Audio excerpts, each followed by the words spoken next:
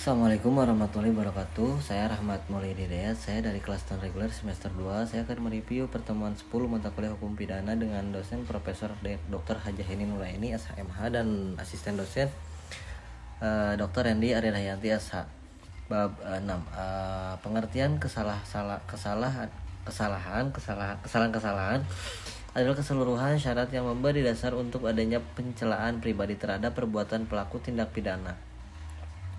Dalam arti yuridis dibagi dua, kesengajaan dolus dan objek kealpaan tulpa.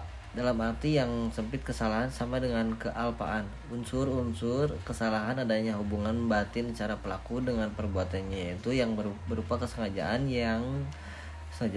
kealpaan. B. Pengertian kesengajaan menurut MPT, kesengajaan adalah dengan menghendaki dan mengetahui dikatakan sengaja apabila pelaku menghendaki apa yang dilakukannya, yaitu dasar apa pelaku mempunyai kehendak untuk mewujudkan unsur-unsur dari rumusan undang-undang. Selain itu, pelaku juga menghendaki akan akibat yang timbul, atau pelaku juga sudah dapat membayangkan akan akibat yang nanti timbul.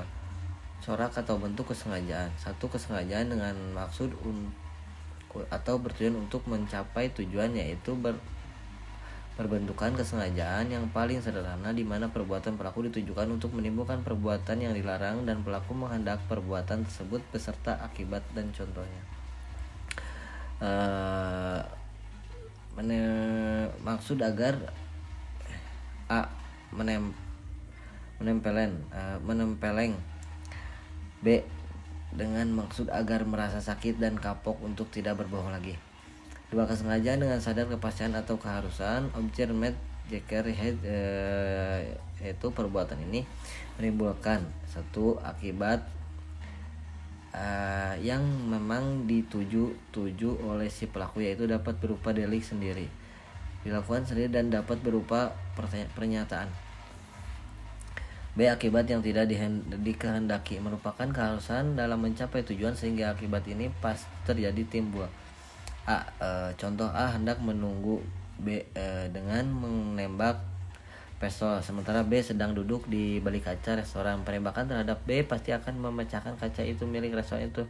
Terhadap pecahannya pada kaca ada kesengajaan dengan sadar keharusan diri pelaku pada pasal 460 KUHP. Kesengajaan dengan sadar kemungkinan atau bersyarat ada keadaan tertentu yang semula mungkin terjadi, kemungkinan benar-benar terjadi. Contoh, di kota hujan Belanda, teori apa boleh buat? Kaup Neyman teori. Dalam teori ini, keadaan batin si pelaku terhadap perbuatannya si A. Akibat itu sebenarnya tidak dikehendaki, bahkan pelaku benci atau takut akan kemungkinan timbulnya akibat tersebut.